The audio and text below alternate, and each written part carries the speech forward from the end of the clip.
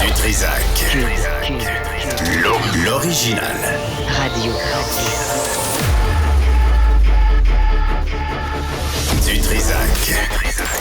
Votre plaisir coupable. Cube Radio. Bonjour tout le monde, jeudi 9 novembre 2023, j'espère que vous allez bien. Je peux pas croire que le Québec devient ça. Ce matin, on a appris que 2 écoles juives ont été visées par des coups de feu. Hier, ce qui s'est passé à Concordia, l'Université de Concordia, tout ça fait dire que une loi comme la loi 21, c'est essentiel. La religion à la maison, amenez pas ça dans la rue, dans les écoles, sur la place publique. Gardez ça chez vous, parce que c'est source de conflit, c'est source de haine, de toute évidence qu'on a vu. D'ailleurs, on aura avec nous Anthony Housefather, qui est député du Parti libéral du Canada dans Mont-Royal, président du groupe interparlementaire Canada-Israël, à 13h, avec nous sur la question. Et à midi, probablement qu'on aura Yves Poirier ou Maxime Delan qui sont sur place là, sur ce qui s'est passé, là, les coups de feu tirés sur des écoles juives. C'est quand même aberrant là, qu'on retourne à ça en 2023 et que ça se retrouve au Québec, qu'on importe ces conflits et cette haine. Pas sûr que ça fasse l'affaire de la population du Québec. Il y a une nouvelle ce matin, parce que là, il neige, c'est glissant. Soyez prudents, même les conducteurs en pick-up, même les camionneurs, sacramouille, c'est glissant pour tout le monde. Et on apprend aujourd'hui qu'il y a un homme qui a échoué son examen théorique de conduite pour les poids lourds 70 fois en 4 ans. C'est selon la SAQ. Avec nous, le président de Truck Stop Québec, Benoît Thérien. Benoît, bonjour. Bonjour, Benoît, ça va bien? Bien, toi-même? Oui, il faut. Malgré que quand on apprend une nouvelle comme ça, je peux dire que c'est pas ce qu'il y a de plus, disons, noble pour notre industrie, là. Et 70 fois en 4 ans, c'est comme un record, oui. Benoît, mais il y a d'autres cas, là. C'est 60, c'est 40. Il me semble, après 4-5 fois, tu te dis, c'est peut-être pas pour moi conduire un camion, hein? Ben, c'est parce que je comprends mal la SAC de dire qu'après un nombre X de fois, tu devras aller te recycler d'une école de formation, tu devras aller minimalement reprendre un cours là où tu comprends pas. Et quand on fait 70 tentatives, Benoît, là, c'est que là, est-ce qu'on a été jusqu'à la pratique? On s'est probablement même pas rendu à la pratique. C'est qu'on a fait le test théorique, on l'a pas eu. Puis quand on a fait le test des freins ou des manœuvres dans un stationnement là où on fait l'espèce d'examen, ben ça veut dire qu'on n'a pas été en mesure peut-être de faire notre ronde de sécurité. On représente quoi pour l'industrie du camionnage quand on n'est pas capable, après 70 fois, d'obtenir une classe 1? Peut-être après une fois, 2 fois, 3 fois, on pourrait dire, OK, il y a peut-être des petits manquements. Mais à 70 fois, admettons que je suis la personne qui évalue à la SAC et que la 71e fois, j'y donne son permis. Ouais. Est-ce que je vais être imputable si jamais, au bout de quelques kilomètres, il rentre dans le derrière d'un véhicule puis qu'il blesse des gens? Moi, tu sais, je pense que si j'étais au niveau de la SAC, je reviserais ma politique et je dirais, bon, après 3 fois ou après 4 fois, envoyons-les en formation. On a des centres, il y a 2 centres au Québec qui sont publics, il y a des centres qui sont privés. Il y a un projet pilote actuellement de 135 heures pour, c'est la SAC avec des centres de formation autant privés que professionnels qui font un genre d'études de voir si les gens formés vont être moins, des gens qui vont faire des accidents sur la route. Sauf que... Un danger public. Rendu là, ouais, non, mais c'est parce que, Benoît, on est rendu là. Ça fait des années qu'on réclame ça. Ça fait des années qu'on dit que les Ontariens, quand ils viennent ici, sont des dangers publics parce que là-bas aussi, c'est un désastre, là. Ah oui. Explique-nous, Benoît, en quoi ça consiste, là, l'examen théorique, l'examen pratique, là, ce par quoi il faut passer pour être capable de conduire un poids lourd? Actuellement, à part ce projet pilote-là, si tu as déjà conduit ou tu penses avoir les qualités requises pour conduire un camion, tu pourrais techniquement aller suivre ton permis classe 1, suivre un petit peu l'examen, puis si tu penses l'avoir, ça se peut que tu l'aies. C'est tout? Mais là, c'est parce qu'il n'y a pas d'obligation actuellement. Et comme il n'y a pas d'obligation, on est un peu... On donne des permis de conduire dans des boîtes de Cracker Jack. C'est pas compliqué. Et je trouve ça trop facile actuellement d'aller chercher un permis de conduire classe 1. Tu conduis avec un mastodonte de 80 000 livres, règle générale, et ça peut tuer des gens. Puis il faut faire... tu sais, on se mettra pas la tête dans le sable dans notre industrie. On a ce problème-là de gens qui, dans les premières tempêtes, se retrouvent dans le milieu d'autoroute, qui se retrouvent encastrés des véhicules parce qu'ils n'ont pas les qualités requises. Mais en 2017, là, excuse-moi Benoît, mais en 2017, là, c'est en 2017 là, sur l'autoroute 13, quand le type est sorti de son camion, il l'a sacré là, 300 personnes prises dans une tempête de neige. C'est l'exemple parfait d'incompétence et d'indifférence d'un camionneur qui ne sait pas dans quoi il s'est embarqué. Oui, puis... Le 615 heures du DEP qui est offert actuellement au niveau public, il y a 2 centres, CFTR, CFTC, qui donnent ces formations-là. On les donne même dans les entreprises. J'appelle Transport Benoît Dutrisac et je peux même donner une formation à tes chauffeurs sans problème. Pourquoi qu'on n'oblige pas à partir d'aujourd'hui à avoir une formation minimale reconnue, qu'elle soit au privé, qu'elle soit au public, mais qu'elle soit reconnue? Puis quand les compagnies qui viennent de 5 autres provinces au niveau canadien, qui n'ont pas plus d'obligation de suivre des cours. La tragédie des Broncos a été une belle preuve. Ouais. En Ontario, il y a l'appât du gain. On fait venir des gens de l'Inde, on fait venir des gens du Pakistan, on fait venir des gens, peu importe de où, et on leur fait miroiter qu'ils vont avoir une belle carrière. On les paye à moitié, on les incorpore. Ça veut dire que tu viens travailler pour moi, je t'incorpore, tu deviens une compagnie incorporée, mais tu chauffes mon camion. Mais là, avec peu ou pas de formation, va-t'en. La journée que tu as un accident aux États-Unis, tu es poursuivi. L'entreprise va s'en laver les mains parce que tu es une incorporation. Ben oui, mais Benoît Dutrisac, il chauffe pour moi, il est incorporé. Ah, et oui, là, c'est ça l'entourloupette. On se soustrait à toutes les charges sociales. On se soustrait à tous les taxes possibles et impossibles. Je te charge TPS, TVQ, puis en Ontario, c'est probablement juste TPS. Et là, je suis capable de couper les prix, je suis capable de venir compétitionner tout le monde ici au Québec. Il y a de très grandes entreprises, pour ne pas les nommer, qui font de l'alimentaire et qui distribuent dans tous les centres, dans toutes les épiceries, qui utilisent énormément de chauffeurs Inc., puis qui se disent, moi, c'est le prix qui compte, je comprends, mais l'épicerie n'est pas au meilleur marché depuis ce temps-là.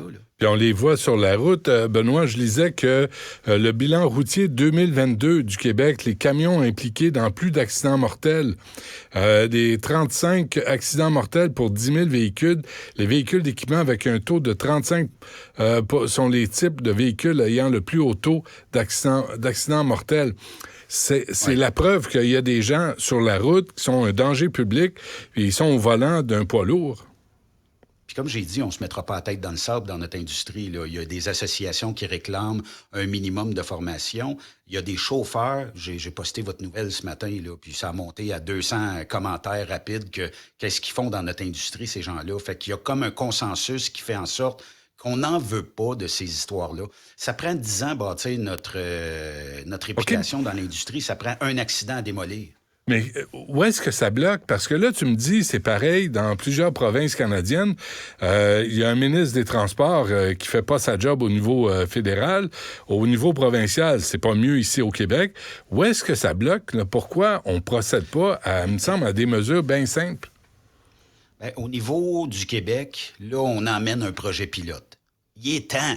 Il est plus que temps. Ça fait des années que c'est réclamé. Au niveau fédéral, il n'y a pas vraiment d'intérêt à régler le problème des permis de conduire faciles. Il n'y a pas plus de problème à régler les chauffeurs Inc. Puis les centres de formation ici ont été demandés à aller proposer des formations ailleurs.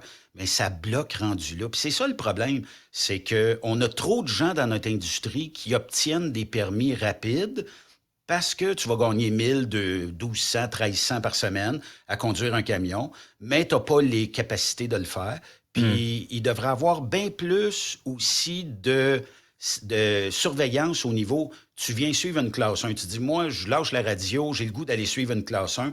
Bien, je devrais, comme formateur ou comme inspecteur, dire, OK, comment est-ce que tu peux me prouver que tu es bon? Et à partir de là, ben je vais peut-être t'obliger à suivre 615 heures, qui est le DEP normal actuellement, et qui va faire en sorte que tu vas pouvoir être en mesure. J'ai donné de la formation à des chauffeurs, Benoît, là, et tous ceux qui sortaient des écoles publiques ou privées, j'avais aucun problème. Je passais le stage de 2 semaines avec eux autres presque à rien faire. Juste peaufiner un peu. Mais là, le problème, c'est que tu m'envoies quelqu'un qui n'est pas apte à conduire. Je ne suis pas en sécurité, moi, comme formateur. Je ne suis pas plus en sécurité pour les gens qui sont sur la route. Ouais. C'est pas une question niaiseuse, Benoît, là, mais qu'est-ce qui est difficile? Qu'est-ce qui est compliqué dans la conduite d'un poids lourd?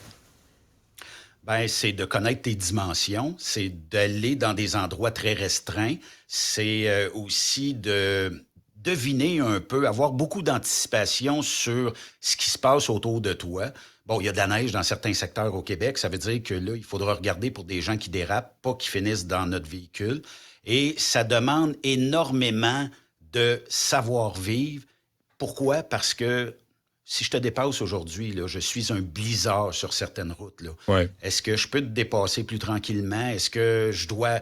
Puis, tu sais, j'en vois sur la page Facebook, nous autres, c'est terrible de voir des fois des commentaires. Ben, ils ont juste à se tasser. Oui, mais c'est parce que la différence de grosseur entre un camion puis la petite voiture qui se fait bombarder d'un blizzard de neige, dans notre industrie, ça n'a pas sa place. On peut le dépasser plus tranquillement. On peut faire des manœuvres pour moins, faire de bourrasques de neige. Mais, tu sais, techniquement, il faut se regarder un peu. On est professionnel, mais on ne l'est pas. Tu peux vite être un bully, au volant d'un poids lourd. Oui, oui. Puis, ben, ça arrive qu'il y a des gens qui pensent que parce qu'ils ont le camion, ben, ils sont des... Comment je te dirais bien ça? C'est eux autres ça qui de la compense. route. Ouais. Puis tassez-vous, puis moi, j'arrive, tout ça. Excepté que vous avez des vies entre vos mains. Il y a des véhicules. C'est pas tout le monde qui chauffe un véhicule. On parle de 70 fois pour un camionneur, mais il y a des automobilistes qui l'ont repris autant de fois. Ouais. Ça veut dire que là, il faut tout le monde deal ensemble sur ce beau réseau routier-là, en essayant de se tasser d'un nid de poule ou pas, puis d'être sécuritaire au volant de notre véhicule. Mais là, en conclusion... Benoît, tu sais, quand tu vois les accidents mortels impliquant un véhicule poids lourd ont augmenté de 17,3 % en 2022, t'es ministre des Transports, il me semble que tu t'attardes au problème un peu. Pas juste un projet pilote, tu règles le problème. Effectivement, puis c'est souvent ce qu'on réclame au niveau politique, c'est d'être en mesure de pouvoir dire, dans notre industrie, là, ça va être terminé les permis de conduire obtenus dans des boîtes de Cracker Jack. Et il faudra techniquement qu'on mette de la pression pour que les formations minimales reconnues... Puis là, c'est pas un 10 heures, 15 heures en arrière d'un volant, puis je te montre le circuit que la SAC te demande. Non, le 130 heures, 135 heures, c'est peut-être un minimum pour quelqu'un qui a peut-être passé sa vie sur une ferme, qui a chauffé à peu près n'importe quoi, lui, il reste pas grand-chose à lui montrer. Mais quelqu'un qui part vraiment à zéro, ben lui, il faut y donner le 615 heures. Et après le 615 heures, ben l'école va dire, il t'en manque un peu sur les reculons, on va t'en montrer un peu plus. Si t'en manque un peu sur la ronde de sécurité, on va t'en montrer. Et d'être imputable, à savoir que si je te lâche lousse, j'ai confiance que tu vas faire un bon camionneur. Je sais pas comment vous faites pour reculer un poids lourd. Sincèrement, là, je ne sais pas comment vous faites. Mais... c'est tellement simple, Benoît, là. C'est tellement vrai? simple. Oui, ben, il faudrait aller faire une ride un moment donné ensemble. On en a fait une déjà, mais il faudrait retourner. Mais ça, moi, c'est quand je vous vois aller, là. Et la patience que ça prend et le nombre de fois que vous faites couper. Tu sais, dès que vous laissez un peu d'espace, quelqu'un rentre pour vous couper sans signaler. C'est vraiment, là, il y en a qui travaillent. Et de votre côté, les bullies, les épais, les cow-boys qui sont dangereux et ceux qui comprennent pas le français, qui sont au volant d'un poids lourd au Québec. On n'est pas sorti du bois. Une invitation à Mme Guilbeault à t'appeler peut-être, hein? Puis avoir une discussion avec toi. Elle pourrait m'appeler. Oui, elle pourrait m'appeler. Puis le ministre fédéral aussi pourrait me communiquer parce que les 5 autres provinces qui sont dans le même bateau, il n'y a pas d'enjeu politique encore. Je ne sais pas si on ira en élection éventuellement, mais ça pourrait être un enjeu pour l'industrie du camionnage que de séduire les gens à dire il faut absolument que sur le réseau routier, qu'on n'ait pas n'importe qui au volant d'un camion. Puis même dans notre industrie, on n'en veut pas. Puis je suis pas mal sûr que tous les gestionnaires d'entreprise aujourd'hui vont dire moi, j'en veux pas. Quelqu'un qui va mettre la moitié de mon trailer avec mon logo sur une autoroute virée à l'envers, c'est une bien mauvaise publicité, là. Ouais. Président de Truck Stop Québec, Benoît Thérien. C'est toujours un plaisir. Merci, Benoît. Merci.